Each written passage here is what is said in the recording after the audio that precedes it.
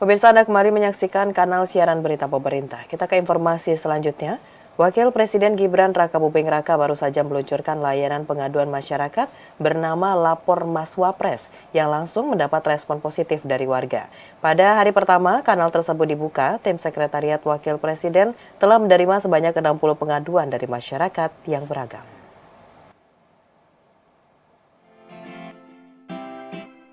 Layanan pengaduan masyarakat Lapor Mas Wapres yang digagas oleh Wakil Presiden Gibran Rakabuming Raka pada 11 November 2024 mendapat antusias yang besar dari masyarakat.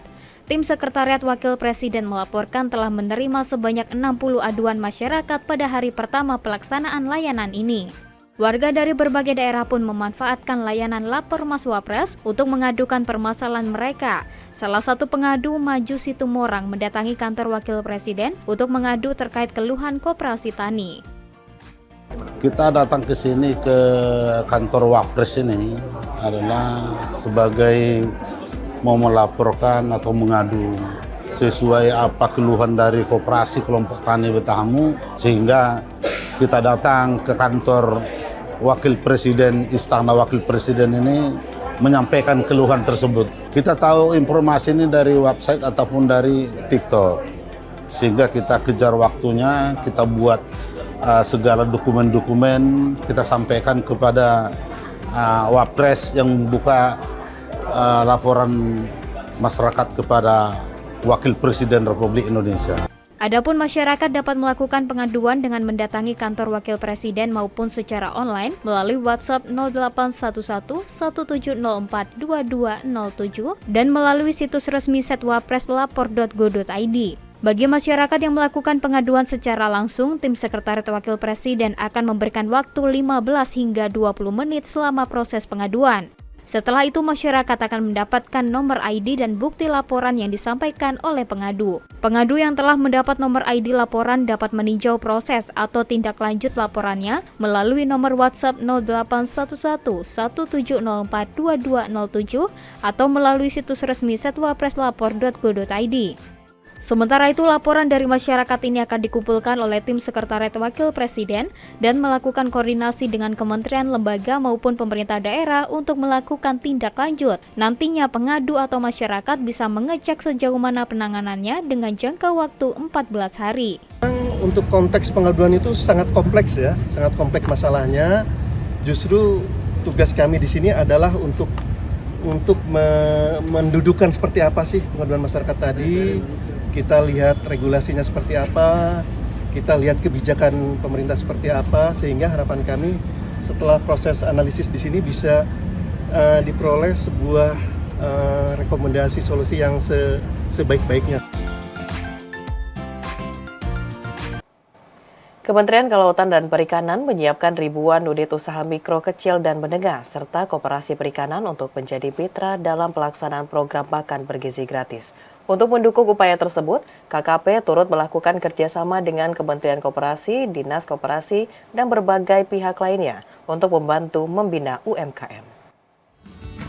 Kementerian Kelautan dan Perikanan menyiapkan ribuan unit usaha mikro, kecil, dan menengah serta koperasi perikanan untuk menjadi mitra dalam pelaksanaan program makan bergizi gratis. Saat ini KKP memiliki 2.802 unit usaha skala mikro, 69 unit usaha kecil, dan 13 unit usaha menengah yang dapat ditarik menjadi mitra makan bergizi gratis.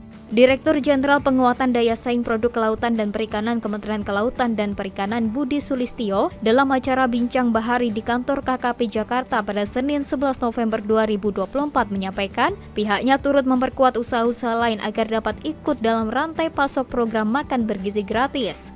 Penguatan juga dilakukan pada koperasi dan UMKM agar dapat menstimulasi ekonomi masyarakat, khususnya di sektor perikanan dan kelautan. KKP juga telah meningkatkan upaya mengenalkan menu ikan dalam makan bergizi gratis, termasuk melakukan uji coba di sejumlah titik dan bekerja sama dengan Kementerian Koperasi, Dinas Koperasi, dan berbagai pihak lainnya untuk membantu membina UMKM. Kami selalu aktif melakukan sosialisasi. Bekerja sama dengan dinas, bekerja sama dengan sekarang para penggiat untuk bagaimana mengolah ikan. Ya. Nah, ini kami data. Dan kami data, begitu kami data, kami nanti akan melakukan satu pelatihan bersama. Baik secara online maupun offline, kerjasama dengan para mitra kami.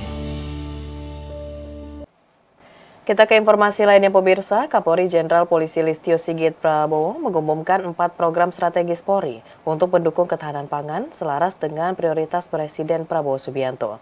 Program-program ini ditujukan untuk membantu mewujudkan kebijakan swasembada pangan dan inisiatif makan bergizi gratis di Indonesia. Kapolri Jenderal Polisi Listio Sigit Prabowo dalam rapat kerja bersama Komisi 3 DPR RI di Gedung Parlemen Jakarta mengungkapkan 4 program strategis Polri dalam rangka mendukung program swasembada pangan yang dicanangkan oleh Presiden Republik Indonesia Prabowo Subianto dan Wakil Presiden Gibran Rakabuming Raka. Program pertama membuat pekarangan pangan bergizi yang dimotori oleh Bayangkara Pembina Keamanan dan Ketertiban Masyarakat dengan mengedukasi dan menyosialisasikan tentang produksi pangan di pekarangan rumah. Program kedua, pemanfaatan lahan tidak produktif yang bekerja sama dengan Kementerian Pertanian untuk mengubah lahan kosong menjadi area pertanian yang menghasilkan jagung, ubi, kolam ikan, serta mendirikan peternakan kecil. Program ketiga adalah pengawasan distribusi pangan untuk memastikan rantai distribusi pangan berjalan lancar dan efisien guna mendukung ketahanan pangan nasional. Dan program keempat adalah membuka rekrutmen khusus bagi personil yang memiliki latar belakang jurusan pertanian, peternakan, perikanan, dan gizi kesehatan masyarakat yang bertujuan untuk memperkuat upaya Polri dalam mendukung kebijakan pangan nasional.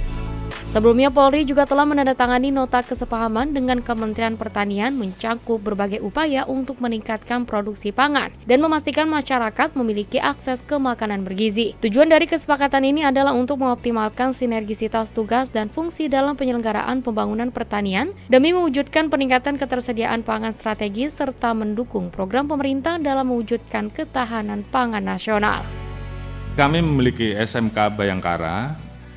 Kami akan tambahkan kurikulum terkait keterampilan berbagai bidang yang terkait dengan masalah swasembada pangan, makan bergizi gratis, dan juga pendidikan vokasi untuk mempersiapkan tenaga-tenaga yang siap dipekerjakan terkait dengan program pengembangan hilirisasi.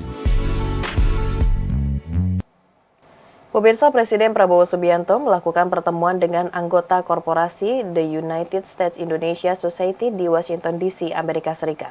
Presiden mengajak perusahaan-perusahaan besar di Amerika Serikat untuk terus berinvestasi di Indonesia.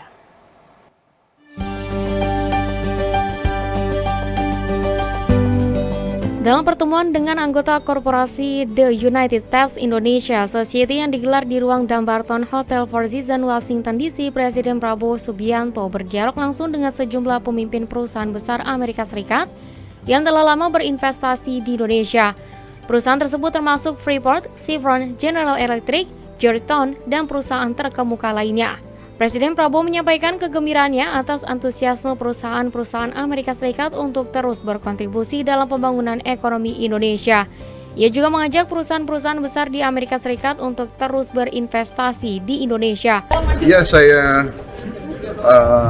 sangat gembira pertemuan tadi dengan perusahaan-perusahaan terbesar ya di Amerika dan di dunia. Mereka sangat terlibat dalam perekonomian Indonesia, dalam pembangunan Indonesia. Sudah lama mereka di Indonesia dan mereka terus percaya dengan Indonesia, dengan ekonomi Indonesia, dan saya juga mendorong mereka untuk terus melakukan investasi, ikut serta dalam rencana pembangunan kita. Menteri Investasi dan Hilirisasi atau Kepala Badan Koordinasi Penanaman Modal Rosan Roslani yang turut hadir dalam pertemuan tersebut menambahkan bahwa Presiden Prabowo juga menegaskan sikapnya terhadap isu korupsi yang disebutnya sebagai kanker bagi perekonomian. Presiden Prabowo menekankan bahwa tidak ada toleransi terhadap korupsi di semua tingkatan. Pernyataan tersebut disambut baik oleh para anggota korporasi Yusindo yang hadir. Tak hanya itu, isu energi terbarukan juga mendapat perhatian khusus. Beberapa perusahaan energi besar bahkan menyampaikan ketertarikannya untuk berinvestasi dalam teknologi carbon capture dan geothermal guna mendukung target net zero emission Indonesia. Mereka juga merespon itu karena mereka juga sudah ada beberapa yang melakukan investasi di geothermal dan akan lebih dipercepat lagi. Dan yang paling penting akan mengurangi birokrasi yang berbelit sehingga investasi masuk ke Indonesia juga membawa kebaikan buat seluruh rakyat Indonesia. Pemirsa, usai jeda pariwara, kami akan kembali dengan informasi lainnya. Tetaplah bersama kanal siaran berita pemerintah.